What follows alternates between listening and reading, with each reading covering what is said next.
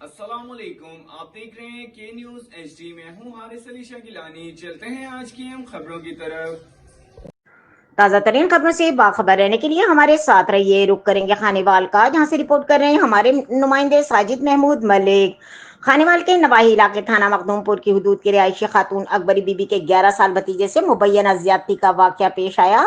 ارحم ہمسائے کی قرآن تعلیم حاصل کرنے گیا مبینہ طور پر سمیع نامی شخص مبینہ زیادتی کر ڈالی۔ تھانہ مخدوم پور نے مقدمہ درج کر لیا۔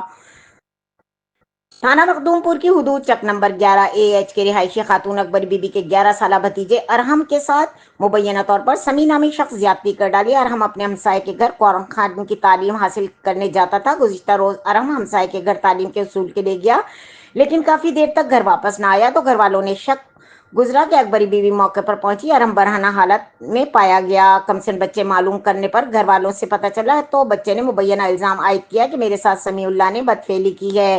اکبری بیوی نے 1515 پر کال کیا تو پولیس موقع پر پہنچی تو پولیس تھانہ مخدوم پور نے ملزم سمیع اللہ کے خلاف بدفعلی کا مقدمہ درج کر لیا۔ بچے کی میڈیکل پر اکبری بیوی نے بد اعتمادی کا اظہار کر دیا۔ ورثاء نے DPO خانیوال سے انصاف، ملزمان کی گرفتاری کا مطالبہ کیا۔